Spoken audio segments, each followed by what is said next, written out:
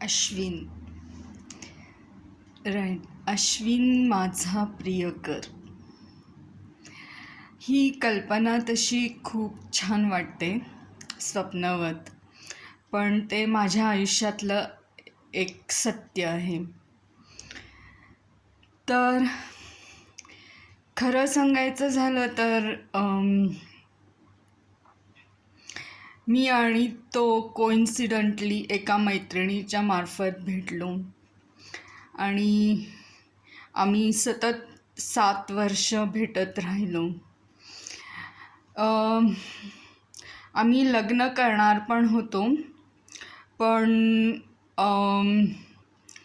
माझ्या एरियातल्या कामामुळं, म्हणजे मी इंजिनिअरिंगमधल्या करिअरमुळं त्याला हवी तशी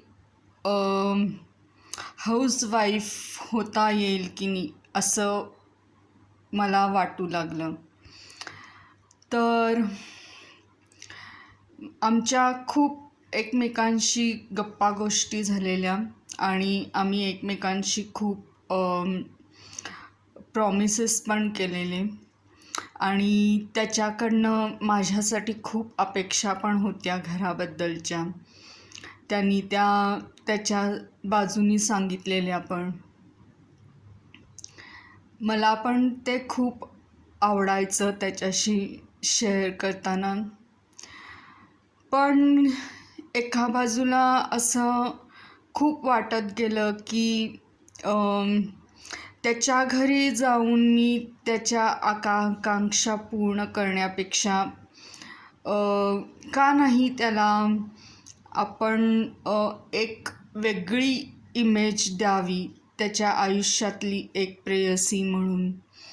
कारण का घर आणि मुलं तर सगळी जन्माला घालून सांभाळू शकतात, पण एक करिअर करणारी स्त्री जर त्याच्या आयुष्यात आपण बनू शकलो किंवा होऊ शकलो तर त्याच्यासारखी दुसरी हक्काची किंवा प्राऊड असणारी गोष्ट नाही.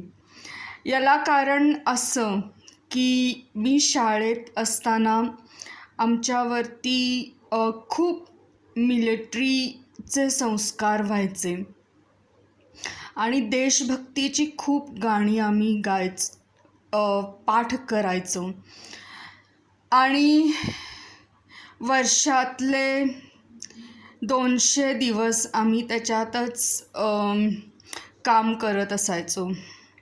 तर त्याच्यासोबत आमच्या RLS कॉलेजमध्ये वेगवेगळे मिलिटरी ड्रिल्स व्हायचे. तिथं होणाऱ्या सभांना आम्ही मुली जायचो शाळेतनं. तर माझं गाव बेळगाव किंवा बेलगाम तसं कमांडो ट्रेनिंग सेंटर असल्यामुळे तिथे खूप स्ट्रिक्ट रूल्स आहेत मुलामुलींच्या बाबतीतले. तर जर का माझ्या बाजूनी कोणतीही चूक झाली असती तर ती आमच्या आयुष्यावर बेतू शकली असती. त्यामुळे काही अननोन कारणामुळे किंवा नोन कारणामुळे मी तसं त्याच्यापासून लांब राहणंच उर्वरित आयुष्य पसंत केलं. कारण एकतर पोलिसी आणि मिलिटरी आणि कमांडो लाईफ खूप डिसिप्लिन्ड असतं. सकाळी उठण्यापासून रात्री झोपेपर्यंत त्यांना खूप फिजिकल ट्रेनिंगला सामोरं जावं लागतं. त्याच्यामध्ये असणारे खूप स्ट्रिक्ट डाएट्स आणि एक्सरसाइजेस हे नेहमीचं आयुष्यातल्या एखाद्या महत्त्वपूर्ण गोष्टी असतात. तर त्या केल्याशिवाय आम्हालाही त्या गावात सर्वाईव्ह होणं कठीण असतं. तर ज्या ह्या गोष्टी पाळू शकत नाहीत त्यांना त्या गावातून कमांडोज बाहेर काढून टाकतात. तर तसं एकच फॅमिली आमची त्या गावामध्ये माझ्यामुळं राहू शकली, व्यवस्थित अभ्यासक्रम पूर्ण करून. तर मी माझ्या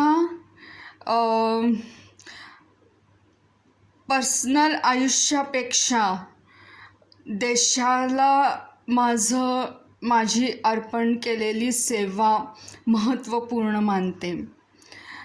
तर